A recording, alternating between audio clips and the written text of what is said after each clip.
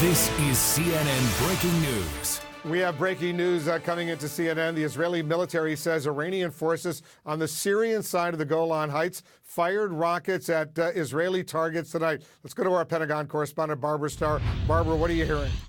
Good evening, Wolf. This happened a short time ago. Israeli Defense Forces confirming that they logged 20 missiles from Iranian Quds forces fired into northern Israel in the Golan Heights. Go back a minute. Iranian Quds forces. That is critical here to what is happening. These are forces of the Iranian regime. They are the most militant forces of the Revolutionary Guard of Iran, which already is the most, shall we say, militant element of the Iranian forces. So you have a good deal of concern emerging here. 20 of their rockets fired into northern Israel. The Israeli defense system known as Iron Dome firing back. Israelis tonight warning they may take further action against Iran. Wolf?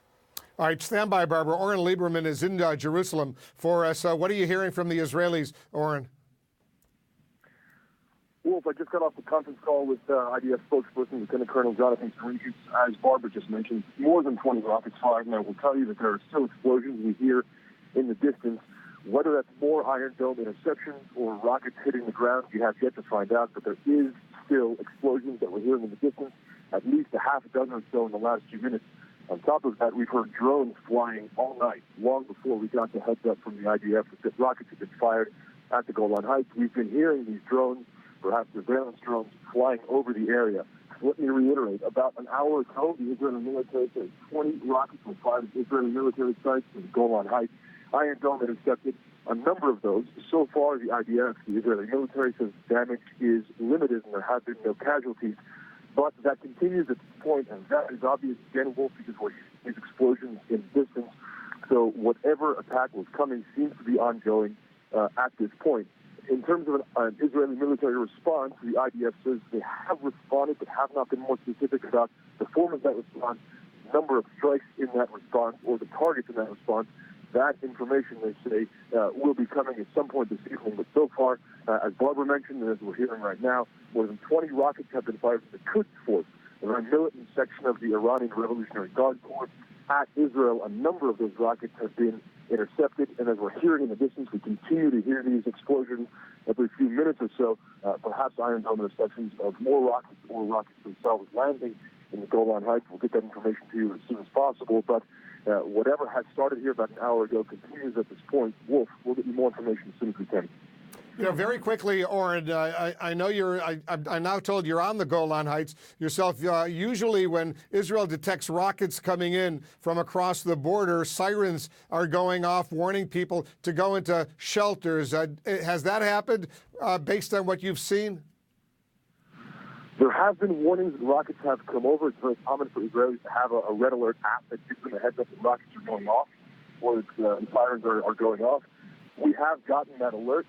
We spoke with the Israeli military. They said they have not issued instructions to head to bomb shelters, but we know yesterday the Israeli military in the Golan Heights and in northern Israel was on high alert and bomb shelters were opened. In that sense, this is a response from the Iranians that Israel very much expected. There was also a reported strike near Damascus that Syria has attributed to the Israeli Air Force.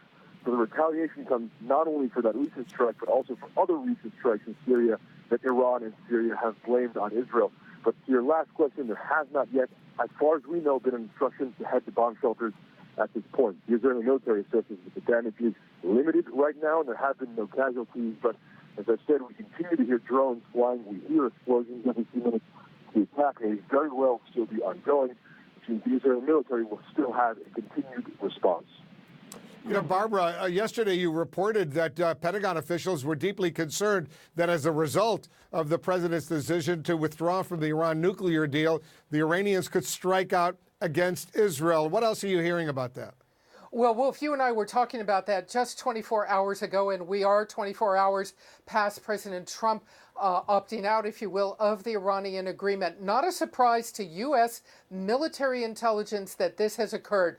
They have been watching this entire situation really around the clock for the last several days as there has been escalating rhetoric between Israel and Iran. Hard to see this tonight as anything else than an episode of open conflict between the Israelis and the Iranian regime.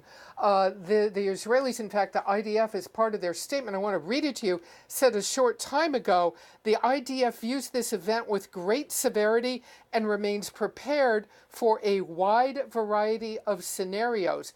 This is the Iranians directly attacking Israeli territory. Expect to see an Israeli response. And in fact, earlier today, a U.S. defense official confirmed to me that last night, airstrikes inside Syria that no one had claimed credit for were actually believed to be the work of Israeli forces as they once again went after Iranian weapons sites inside Syria. We have seen these Israeli strikes inside Syria. The Israelis are not publicly admitting them, but it is well understood that these airstrikes are being conducted by Israel to try and take out these Iranian weapons sites so they cannot attack inside Israel. I think you better than anybody, Wolf, would know that the Israelis are not going to sit back after tonight's events. We should expect by every measure to see additional Israeli military action against the Iranians. And in the middle of all of this, the U.S. military extremely concerned about the escalation of a potential emerging conflict tonight, Wolf. Yeah, it's a deeply concerning development. And Oren Lieberman, if you're still there with me, I know you're up on the Golan Heights. You know the Israelis are going to respond, and they're going to respond very severely to these Iranian rocket attacks. What else are you hearing? You're exactly right there, Wolf. The Israelis will absolutely respond. And whether they've admitted to strikes or not, Syria and Iran have pinned a number of strikes, about 5 or 6 strikes at least a month, on the Israeli military, carrying out strikes on Syrian military bases that have Iranian forces. At the very least, it seems apparent that Israel knows where it wants to strike, knows where it has Iranian forces in Syria, so those targets appear to be picked out, and we know again from the military that the strikes, the response that is, has begun at this point. And from the indications we're seeing here, that response could continue. We haven't heard an explosion since we got on the phone with you, but we heard a number in the moments before that, in the minutes before that, and we continue to hear drones flying throughout the area, something we've heard all night. So as Barbara pointed out, Israel has very much been expecting a response, and it's not just in response to Trump pulling out of the Iran deal. That response was expected for a number of these strikes in Syria that the Iranians and the Syrians pinned on Israel. So this was something that was very much in the making, something that was very much expected. As for the targets that were struck, the hallmark of the strikes that we've seen have been Syrian military bases with an Iranian presence, and I would very much expect that would be the target. Again, whether it's just one military base or a number of them, that we'll see as we get more information from the Israeli military on where they've pinpointed their responses. All right, Oren Lieberman up on the Golan Heights. Be careful up there. And Barbara Starr at the Pentagon. Thanks to both of you.